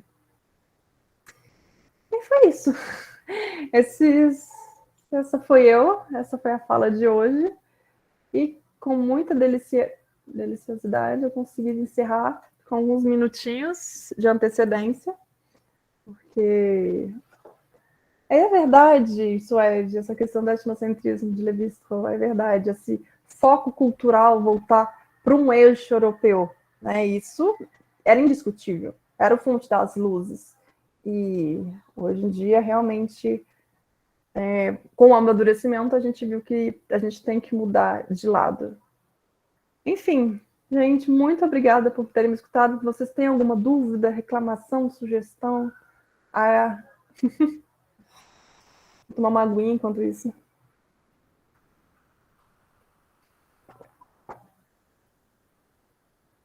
Oi, Ricardo. Fique à vontade. Olá, boa noite. Boa noite. O som da minha voz está chegando aí? Tá, né? Tá bom, então. Tá bom. Eu agradeço, né, pela abertura para expressão de dúvidas. Eu tenho uma dúvida, uma curiosidade, talvez, mas não uma mera curiosidade, uma boa curiosidade construtiva, que é a seguinte.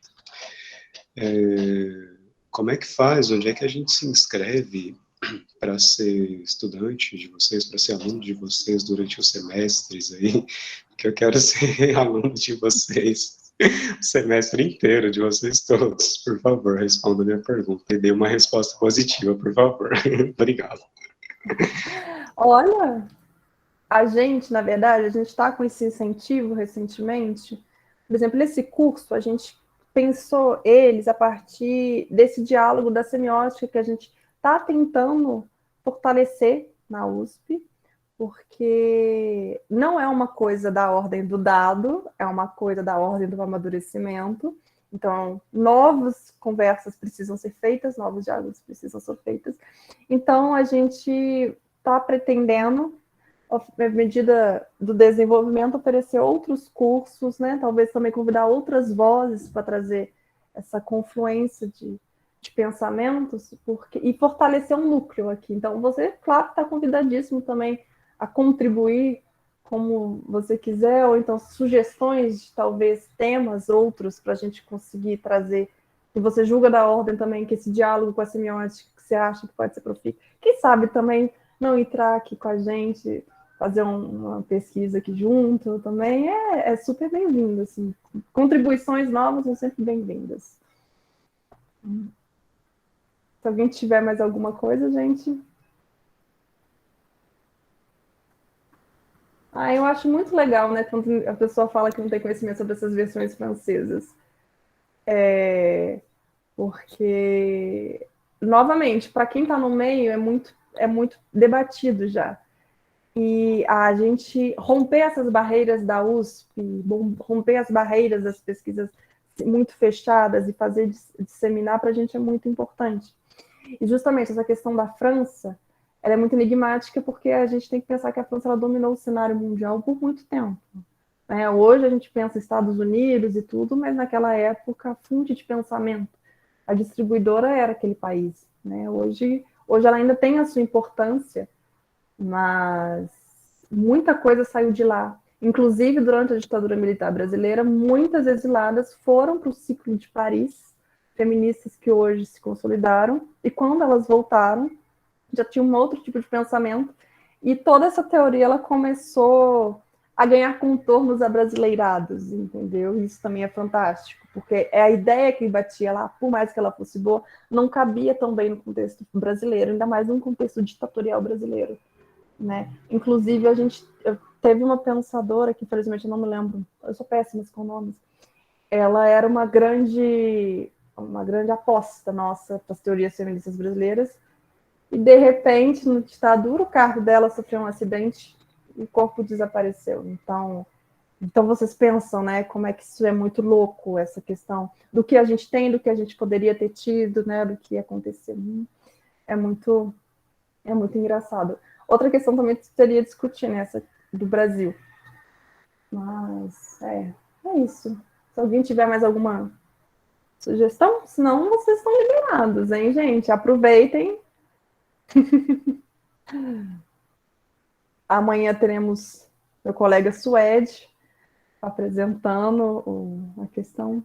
Oi, Sônia, por favor. Boa noite. Boa noite. Eu gostaria de fazer um depoimento. Pode fazer. Eu recebi pela primeira vez, porque para mim a USP foi algo assim tão distante, eu recebi um link, né, falando sobre um curso da USP sobre direitos humanos. Aí eu me inscrevi e estou fazendo todo sábado essas aulas. E estou amando. Aí, novamente, eu me inscrevi para esse de hoje. Então, tudo isso aqui, para mim, é novidade. Eu estou um pouco perdida, aliás, muito perdida. Então, estou tentando me encaixar, tentando entender, porque é uma linguagem que, para mim, ainda é bem distante, né? Mas eu estou gostando muito. Vou tentar me esforçar ao máximo para eu poder ter um aprofundamento melhor ainda de conhecimento sobre o que está se tratando. Mas eu estou gostando.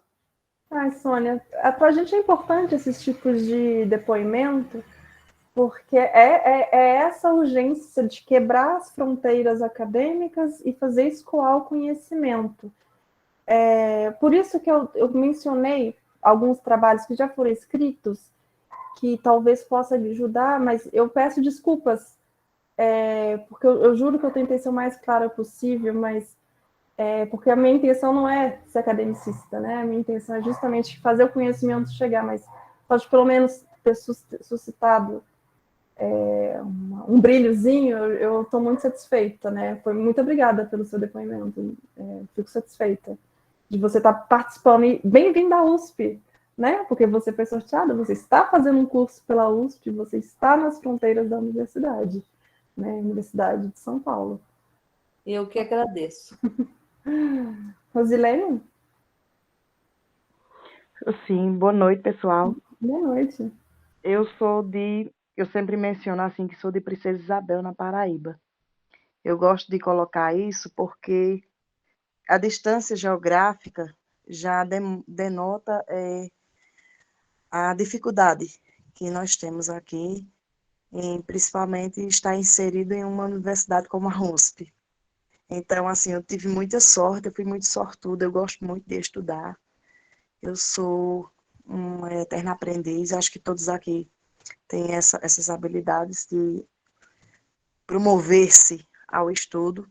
Eu sou escritora, sou poetisa, e sou professora de língua portuguesa, e uma das coisas que eu sempre sonhei na minha vida, eu queria morar em São Paulo só para estar na USP, sabe? E exatamente por isso, por esse nível de conhecimento, pelas as coisas que a gente vê. Agora eu vi recentemente que alguns cursos foram considerados os melhores do mundo, estão entre os melhores do mundo. Então, assim, entre todas as universidades, isso é muito surreal. Pensar que aqui de Princesa Isabel eu estou tendo esse contato com professores tão preparados que, como a colega falou, que sotaque maravilhoso, meu Deus. Às vezes, eu me orgulho do meu sotaque.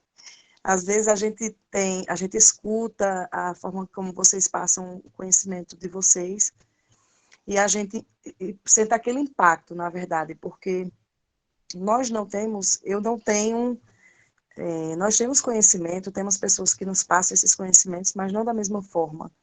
Então, assim, é muito interessante a gente conhecer toda a história da USP, através em tão pouco tempo, mas de uma forma tão intensa, tão gostosa de se ouvir, e tão boa. Então, eu sou muito sortuda, porque Esse é o segundo curso que eu sou sorteada. Eu digo, meu Deus, eu não acredito. Eu fico muito feliz, muito.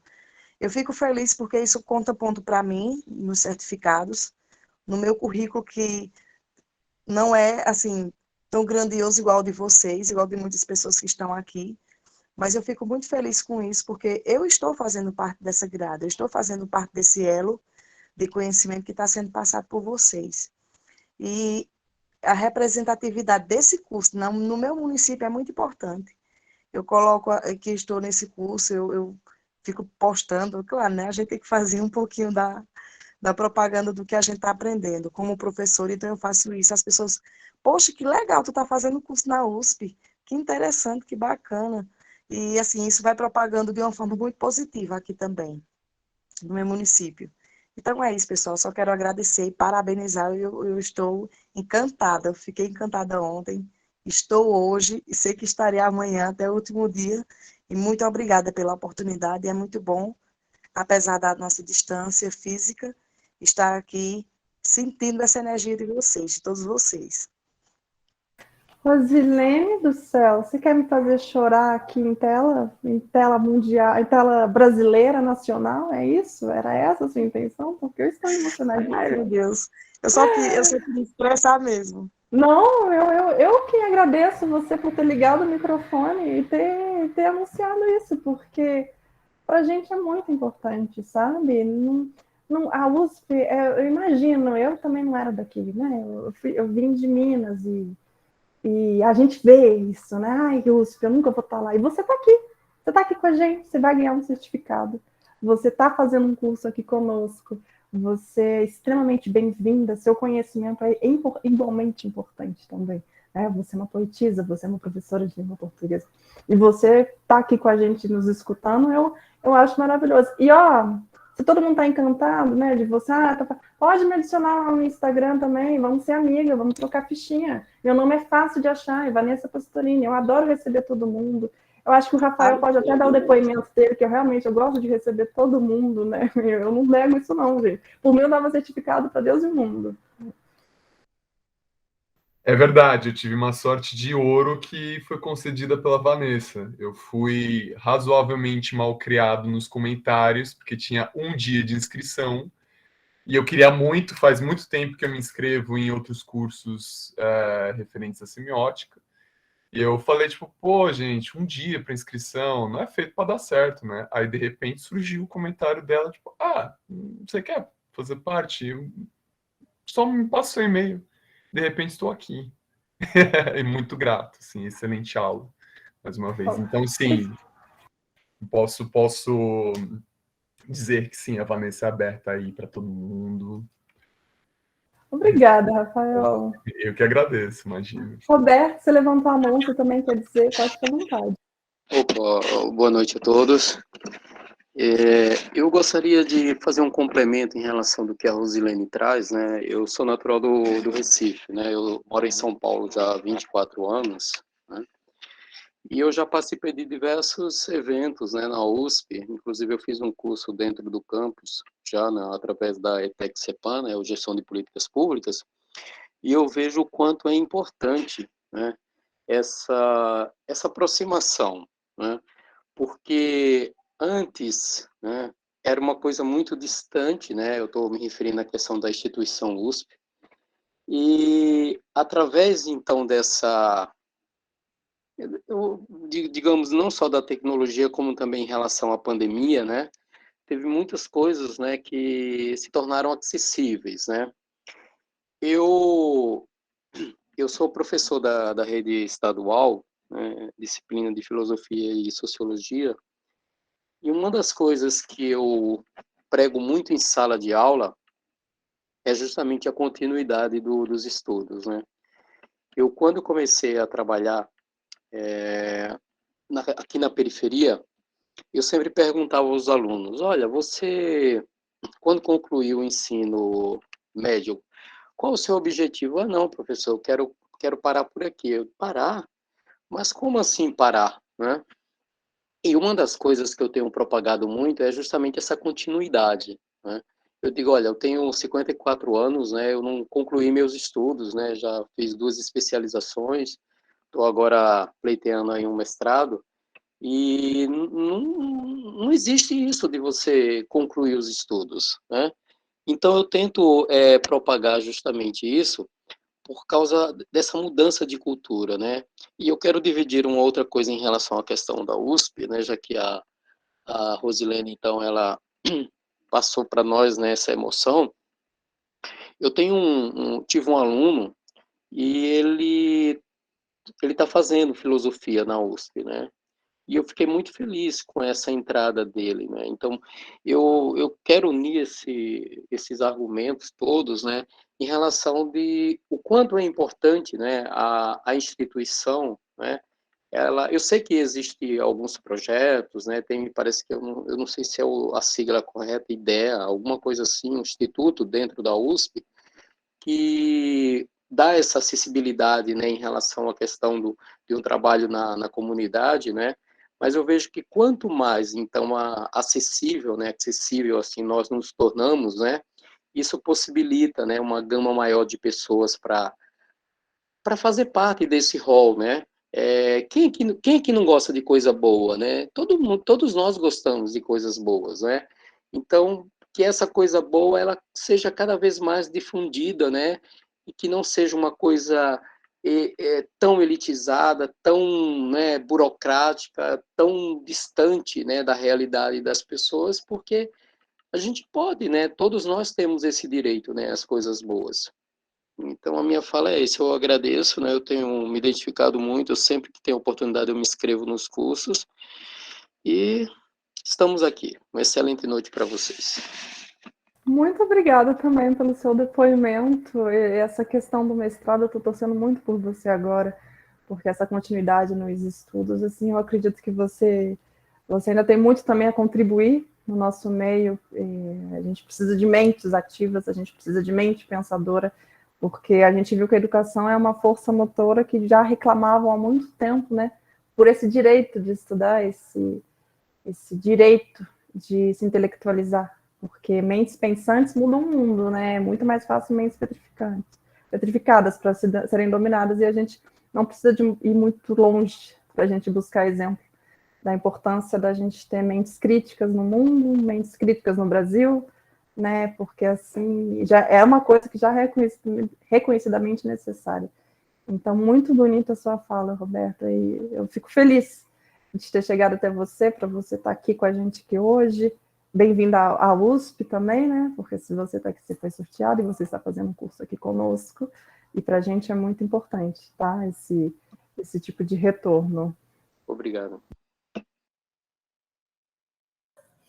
Vanessa, eu sei que o Ivan já colocou algumas coisas no chat, mas para deixar, como a gravação vai estar no YouTube da FEFELESH, né, numa playlist lá do Serviço de Cultura e Extensão, é legal a gente deixar registrado também que nós fazemos parte de um grupo de estudos semióticos da USP, e ele oferece diversas atividades, também temos uma revista, várias coisas aí acontecem na nossa pequena tribo, como o Ivan costuma falar.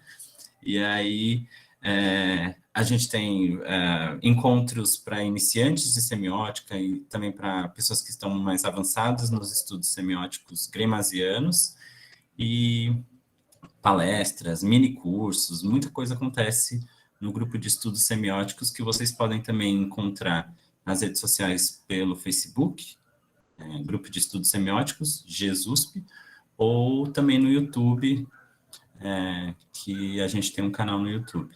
E, além disso, como eu falei da revista, né, a revista Estudos Semióticos, ela também tem Instagram e ela é publicada aí, a gente tem publicações, se eu não me engano, são 3 por ano, Ivan? 3 publicações por ano? Isso. 3 publicações por ano, temáticas e não temáticas, então fiquem ligados aí que a gente está sempre fazendo alguma bagunça.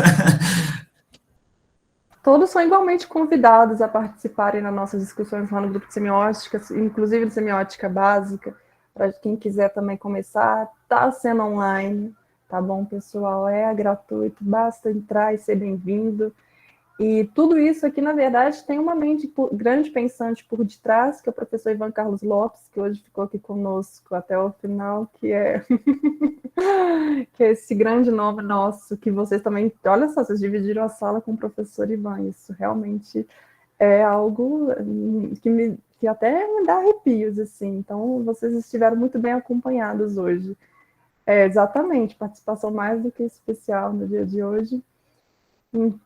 Quiser algum depoimento, senão eu vou pedir para o Suede já parar de gravar, liberá-los, os alunos da sala de hoje, e convidá-los para o módulo de amanhã, 19 horas em ponto, com 10 minutinhos para o café. Então já deixe o café pronto na máquina, porque quando fizer a pausazinha, 10 minutinhos, aperta o botãozinho, sai o cafezinho, vocês voltam, tá bom?